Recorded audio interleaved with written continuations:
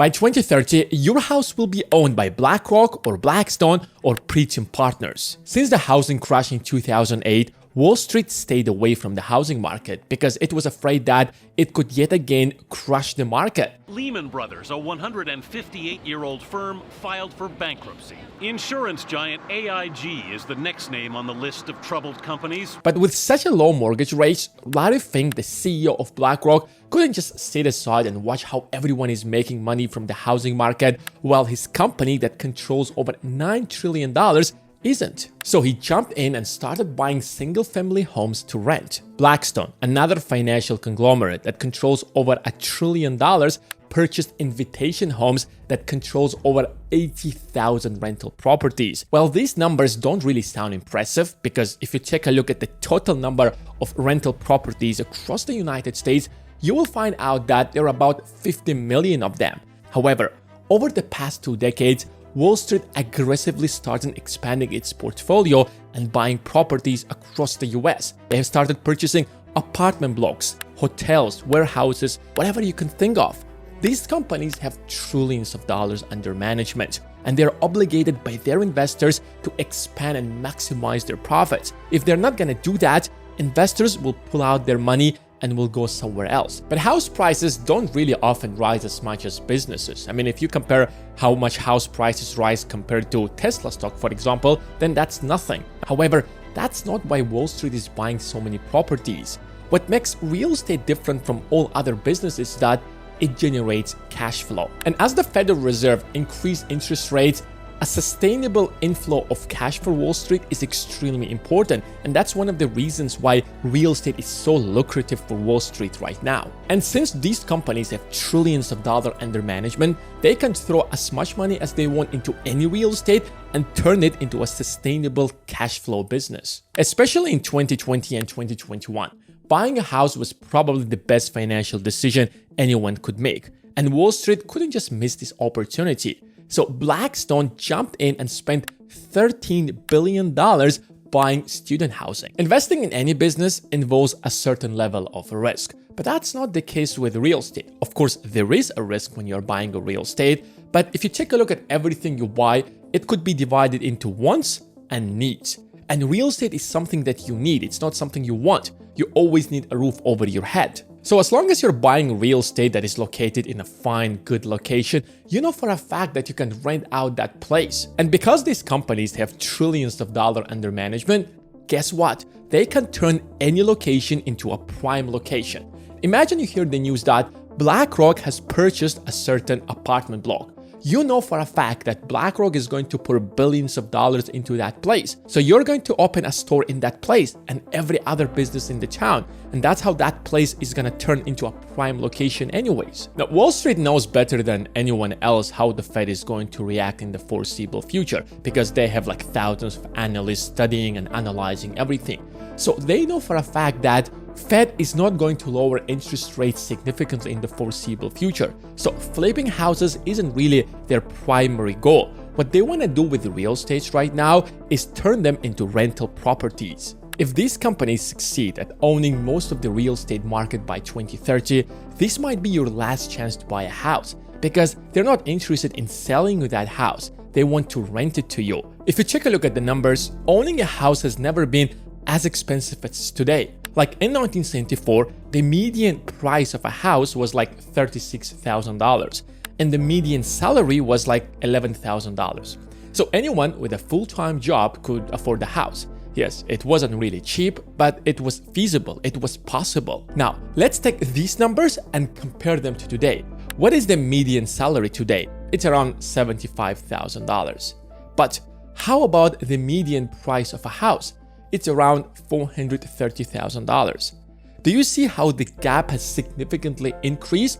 You no longer need like 3 years to save for a house. It takes much longer than that. Even if we adjust all of these numbers to inflation, it's still clear that the price of a median house has substantially increased over the last few decades. Even if we go back to the pre-pandemic level, it wasn't really as bad as it's today because the biggest jump was in 2020 and 2021 when the Fed significantly lowered interest rates. But it wasn't just low interest rates that created massive inflation that resulted in super high house prices, but because the Fed significantly started purchasing government bonds. I mean, just take a look at the balance sheet of the Fed and you will realize what we are talking about here. The Fed couldn't just sit aside and watch how the dollar is losing its value. It had to do something because the US economy depends on the dollar. I mean, the dollar is literally the face of the US economy. So it waged a war against inflation to beat it up. So high interest rates resulted in high mortgage rates, which made these houses even more unaffordable. In just 3 years, house prices increased from $330,000 to $430,000. That's almost a 30% increase. And now let's talk about how much your wages has increased. I don't think they have risen as much as house prices. If house prices increase by another 30% in the next few years, I guess most Americans will never be able to afford a house, and that will increase the chances that Wall Street will just own most of the housing market by 2030. But wait a second, if the Fed has increased interest rates, which resulted in higher mortgage rates, why house prices haven't dropped yet? You see, one of the reasons that prices significantly increased in 2020 was the disruption of the global supply chains. The global economy is interconnected. A crisis in one place literally affects the rest of the world, especially when it's a major economy. So, when the virus hit the world, when the global pandemic started, countries across the world had to shut down their borders. Factories had to close down. And the real estate market in the United States depends on the materials that are imported from other countries from across the world. So the lack of materials created a shortage of houses in the market. When the supply of new houses is significantly low, while we have a huge demand because of low interest rates, what happens? Exactly, prices start skyrocketing. This was probably the biggest increase in prices since the Great Recession. But why prices aren't falling down? The world is out of the pandemic. We no longer have closed borders. Literally every country on the planet has opened their borders. Factories are working as usual. So why prices aren't going down? I mean, if you take a look at the numbers, there was a drop in house prices in 2023. But that didn't last long. It slowly started recovering and now the trend is clear. Prices will start rising again. Part of the reasons why prices of the houses haven't really dropped significantly as they should since the Fed increased the rates dramatically is because there are fewer houses in the market. You see, if you have purchased your house, let's say in 2020, your mortgage rate was probably like 3%. So that's a really good rate and it's fixed, which means that for the next 30 years, you will be paying a 3% mortgage. Now, what happens if you sell that house? Most people, if they sell their house, that means that they have to buy another house, a newer house. Everyone needs a roof over their head. So if you go right now and borrow money to buy a house, your mortgage rate won't be 3% or even 4%. It will probably be like 7 or 8%. Which means that the newer house will most likely be much more expensive than the house that you have purchased in 2020 or 2021. I mean, if you take a look at all the houses that are sold in the United States, you will find out that 70% of them are financed. So if most of the houses are purchased with a mortgage, then interest rate play the most important role. And we know for a fact that most people purchased their homes in 2020 and 2021 with a mortgage because that was probably the best deal you could possibly get. However, that raises a very simple question. Why can't we just build more homes? Isn't that logical? If there is demand for new houses, then we should be building more houses, right? Yes, we can build more houses, and in fact, we are building more houses. The only problem is that most of the new houses are being built by Wall Street. Take Pretium Partners. This company paid $1.5 billion to the largest developer in the US to build them 4,000 properties. And guess what they will do with all of these properties? Exactly, they will rent them out for cash flow.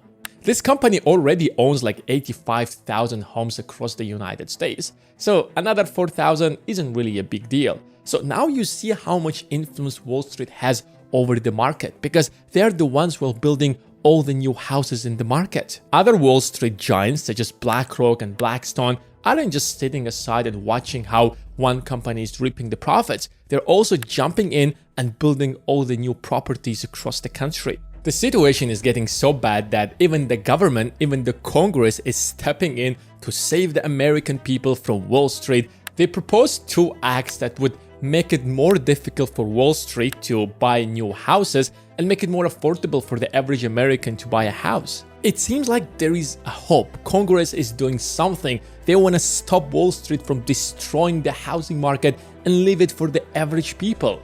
However, the truth is that these 2 acts will most likely never pass the Congress. These 3 companies own most of the stocks in the stock market, and now they're moving into real estate. We don't know for a fact what will happen to the housing market in the next few years, but given how much power they have, given how much resources they have, given how much money they have, it's entirely possible that they might end up owning most of the housing market in the next few years. But guess what? Before moving to the housing market, BlackRock first made their money in the stock market. They invested their clients' money in the stock market because that's where you make the real money, and then you move to real estate and create sustainable sources of cash flow. You can go ahead and invest with BlackRock, but you need at least a few $100,000 for them to even accept your money. But you know what? You don't really need them. You can start investing on your own. You can learn how these professional investors are making a fortune in the stock market. That's why we launched the Intelligent Investing Academy, to teach you how these professionals are making a fortune in the stock market. You can start with as little as $100.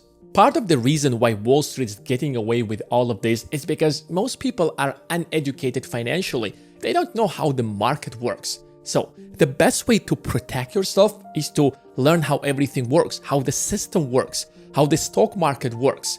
So invest in yourself, learn all of this stuff. It's the end of the year. I want to tell you something that I would tell myself in the next year, is that your past does not dictate your future. Now, if your plans didn't work out last year, don't let that discourage you. I'm confident that your next year will be far better than this year. Happy New Year to you and your family. Thanks for watching, and I will see you in the next one.